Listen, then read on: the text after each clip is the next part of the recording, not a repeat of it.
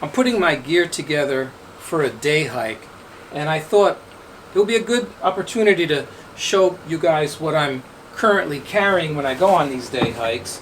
Most people, when they go out, I would imagine they do go on day hikes, so it's not really the kind of video geared towards people who are, doing an overnighter or backpacking trip for an extended period of time. This is mainly geared for those of you who just want to get out and you're wondering, what it is that other people carry. So I haven't made one of these videos in a while, so I thought I'd just show you what I take in my Osprey pack. So, if you guys have ever heard of Aristotle's dictum that nature abhors a vacuum, I find that to be especially true when it comes to packing for, an outing. What he means by that is that if there's any kind of empty space in the universe, something's going to fill it up. And I've wrestled with this over the years, because if I have a 20-liter pack, I fill it with 21 liters worth of stuff. If I have a 30-liter pack, it's really hard for me to stay within that range. So I like to take this 48-liter pack, but I also try to fill it with things that are multi-use, and I try to keep the bag half empty if I can. So anyway, before I get into the pack itself and the contents of the pack, I used to carry trekking poles, and I still carry trekking poles on a multi-day outing, but if it's just a day hike, I'll take one pole, and the pole I like to take is this one made by Mountainsmith. It's called the F Expedition, and I really like this pole because, again, it's multi-use, and it's a very convenient, lightweight. It is made of aluminum, but it's easily adjustable with just one little lever here like this. It's got a really nice fat cushiony handle, which I enjoy using, especially going downhill when you just want to prod and make sure that the ground is safe. But what I really like about this pole is under the handle there's a little bit of a surprise. If you unscrew it, there's this, I don't know if you can see this kind of a screw right here, and it's perfect for mounting, let's say, a GoPro. And you could just take the GoPro attachment and screw that on, and you have an instant monopod, for your camera. If you want to get even more sophisticated, you can buy one of these adapters on Amazon, and basically it just takes this size screw and makes it something that's more compatible with a tripod head. So you would screw that on, and then I bought the smallest, lightest, and cheapest ball head I could find on Amazon, and that just screws on like this, and voila, you have yourself a very good ball head that you can, you could put this in the dirt, because the rubber, like any trekking pole, the rubber cap comes off, and it's got the carbide tip there. So if the ground is soft enough, you could put this in the ground, or you could bungee it to a tree, put your camera on here, and you have, a very good monopod, very lightweight. And when you're done, and here's the part I really like, just take the whole top off, put the cushion back on, and then there's a button here. Press that, and the whole thing just collapses, and you just put it right in your bag. Done. I really like that. This is the Osprey Exos 48. Really great, comfortable pack, very lightweight. All of these Osprey packs are very well put together. They all have the back that kind of like sits away from your back so the air circulates. So starting from the hip pouch pockets, one of them I keep full of snacks, and this time of year, spring, summer, extra mosquito repellent, extra picaridin, and I've got these, it's like a focus, New wipes for bites and stings in case anything does get through. That gives you almost instant relief. I really like these wipes. I have that. Also, some snacks, just some mostly candy, some more picaridin wipes. I have some ibuprofen and a couple of packets of honey. I just, want to have these sugary snacks that you could just, munch on your way for that little burst of energy. And the other hip pouch I like to keep empty or just with a map in it. I like to keep it empty because that's where I generally keep my keys, my car keys and house keys, and a paper map in this case. But other than that, nothing else really on that side. On this side pouch, I have my water filter. Again, it's a day hike, and where I'm going, there are streams all over the place. So I'm not going to really carry a lot of water. I'm just going to rely on what I find, and I'll use my Grail water filter for that.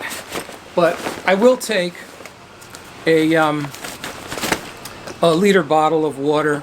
Another nice feature I like about this pack is that you can put the water in this way or from the side. The pouch has a slit on the side here, so you can access the bottle while you're hiking without taking off the pack. I think that's a great feature. So then it has this. Whoops, losing my stuff here. It has this this stretchy pouch on the back, and here I'll just have a rain jacket that I can access quickly. Generally don't like rain pants, but a rain jacket I'll put on, especially if it's a hard driving rain. I have a first aid kit, easily accessible on the outside. All of these are either waterproof or water resistant. I have some cleansing wipes to clean my hands if I'm going to stop to eat something or filter some water. I always carry a buff, mainly for sweat this time of year. I'll just put it on my head and put my hat over it so I don't get sweat running down my face into my eyes or on my glasses. And I carry a bandana, which is, a really handy item to have. And that's basically it for the outside of the pack. There's really not a lot in here, but again, I try to make a lot of use of what I do have.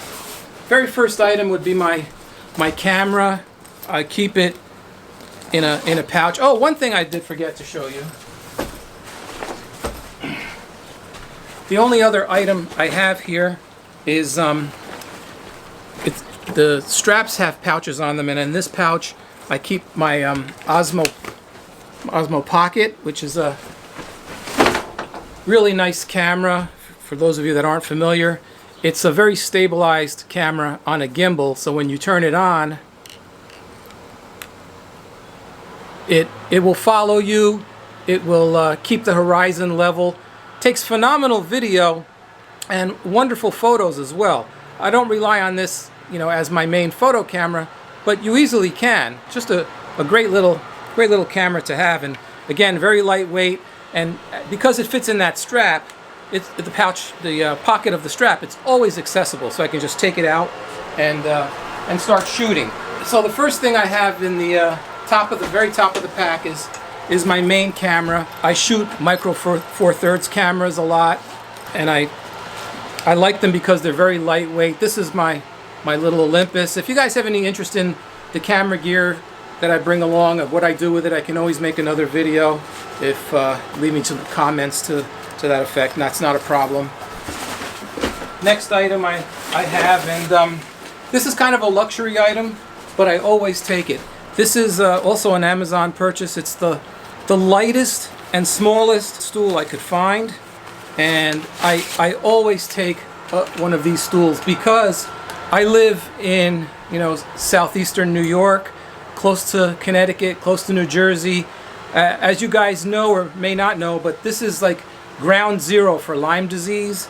I don't really want to sit down in the grass or on the ground with the ticks, so I like to keep myself a little raised. If I'm having a break or something, I don't want to expose myself to getting bit. Even though you treat your clothing, you treat your skin, there's always a chance that you miss a spot or one of them gets through, and you know, Lyme disease is not something that I want to have on my agenda. So we take our precautions. I carry a small food bag with me, and again, because this is a day trip, there's really only one meal here, and the rest of it is snacks.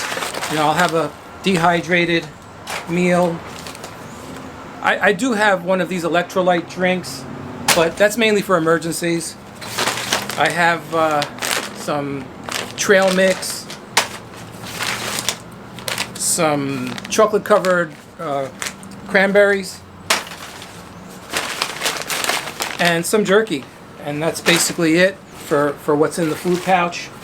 I purchased a bunch of these dry bags a while ago, but I'm kind of moving more towards freezer bags because I really don't like not knowing what's in the bag. I just like the idea of having a freezer bag so I can see what it is that I'm carrying. So, I mean, I've got them. I'm going to use them for now, but as I misplace them or as they rip or whatever. Here's an example of a freezer bag. Whoops. Here's an example of one of the freezer bags. So I've just got this filled with all sorts of stuff. I've got a metal cup and a Esbit stove, cup, shampoo, waterless shampoo because I have gotten things in my hair and I just want to get it out quickly. Survival gear, whistle, pocket knife, headlamp, all that stuff that you expect to find. Spoon, you know, all in here, all easily accessible. I think this is this is their jumbo size. It's probably like 2 gallons, but these freezer bags are very strong, very durable, so I'll just take them. And I sometimes take some extra ones for trash or things that I may find along the way, or putting my wet clothes in if it rains on me. I've got a compass and a whistle that always goes with me.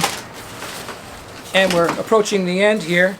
I've got one of these batteries to charge my phone if I'm out for longer than I want to. I think this is 5,000 or 6,000 milliamps. It'll charge my Android phone 2 or 3 times, which is all you can ask for really on a short trip.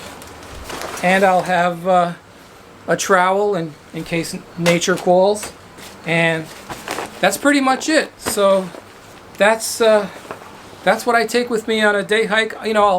Depending on where I go, I'll swap certain things out. I may take a hydration bladder instead of a water bottle.